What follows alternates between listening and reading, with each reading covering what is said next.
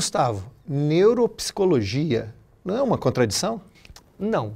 Na verdade, a neuropsicologia ela é uma área do conhecimento que ela estuda as relações entre cérebro e comportamento. Então, o que tem de psicologia e o que tem de neuro na história? O que tem de psicologia é você estudar exatamente esses aspectos comportamentais envolvidos, né? Que vão desde processos cognitivos superiores, como atenção, memória, funções executivas, até comportamentos que podem ser demonstrados, né, através de condicionamento. E o que tem de neuro na história? É a ideia de você estudar como que essas estruturas cerebrais elas se relacionam com esses processos comportamentais. Então, como é que você pode pensar como que o cérebro aprende a ler e escrever? Né? Então, a gente entende que o cérebro ele tem um papel fundamental. Como que eu posso tirar essas conclusões? Eu estudo o cérebro de pessoas que aprendem a ler e escrever normalmente e depois eu vou comparar o cérebro delas com pessoas que não aprendem a ler e escrever normalmente, que tem uma coisa que é muito comum, que é, por exemplo, o estudo da dislexia.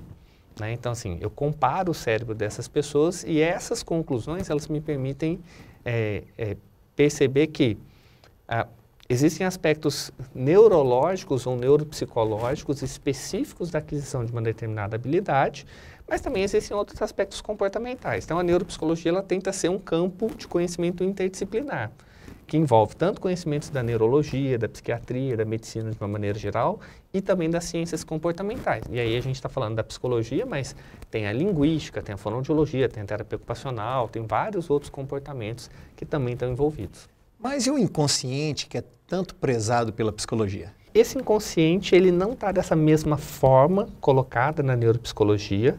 Esse conceito de inconsciente, ele é um conceito que a gente não trabalha. A gente leva em consideração os achados dessas abordagens psicodinâmicas, mas do ponto de vista neuropsicológico, essa ideia de inconsciente ela não está lá dentro. A gente entende que o cérebro ele é um tomador de decisão, um tomador de decisões, ele é um grande processador de informações e que, na verdade, você não tem esse tanto de comportamentos encobertos, como a psicanálise ela diz, né? Que é aquela metáfora do iceberg que a psicanálise faz. Você tem um tantinho de coisa que você vê, um tantão de coisa que você não vê. Tem um tantão de coisa que a gente não viu porque a gente ainda não descobriu, né? Mas, eventualmente, a gente vai jogar luz também a esses conhecimentos. Então, o mais próximo que a gente tem disso é o que a gente vai falar de processamentos pré-conscientes. São processamentos que acontecem no nosso cérebro, mas que você não tem um acesso consciente a eles.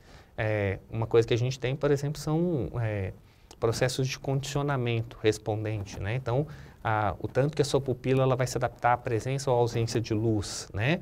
Ou habilidades de aquisição motora, né? Aprender a dirigir um carro, né? Quando você aprende a dirigir um carro, você não precisa ficar pensando muito, né? Agora eu vou dar seta, agora eu vou pisar na embreagem, mudar a marcha. Não, eu sei, né?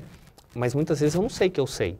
Então, eu sei, tanto é que as pessoas, mesmo muitas vezes quando fazem uso de álcool, conseguem fazer ainda assim bem. Você fala sobre função executiva de criança e adolescente? Sim. O termo funções executivas, ele é um termo que a gente usa em psicologia para designar um conjunto de habilidades que nós utilizamos para tomar decisões, para a gente organizar e nortear o nosso comportamento direcionado a uma determinada meta, né? E permite você fazer planejamento, envolve muito da sua vontade, aquilo que você quer, o que você não quer fazer, envolve você conseguir pensar passo a passo se a sua estratégia está dando certo ou não. Isso é uma habilidade que a gente desenvolve desde o nascimento, crianças, bebezinhos já têm funções executivas, e a gente termina de desenvolver elas na vida adulta por volta de 20, 25 anos de idade. Essa ideia é muito, hoje, estudada para processos de tomada de decisão. Então, assim, como é que eu consigo tomar decisões? Qual que é o papel das emoções? Por que algumas decisões elas são mais fáceis, outras são mais difíceis? Se a gente para pensar assim, a lógica de que na hora que eu estou resolvendo uma equação matemática que envolve pouco conteúdo emocional ali, eu consigo lá e chego a tomar uma decisão geralmente com menos esforço.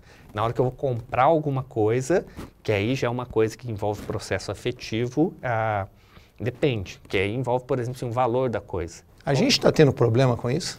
Com certeza, né? Porque, principalmente porque a gente vive numa sociedade de consumo, essa sociedade de consumo, ela instiga a gente cada vez a comprar mais e, principalmente, você tem uma lógica por trás disso que é assim, se você não tem, você está meio que fora da moda. Isso faz com que a gente queira comprar coisas, muitas vezes, sem ter necessidade. talvez o principal exemplo que eu faço piada com os meus alunos são as propagandas da Polishop, né?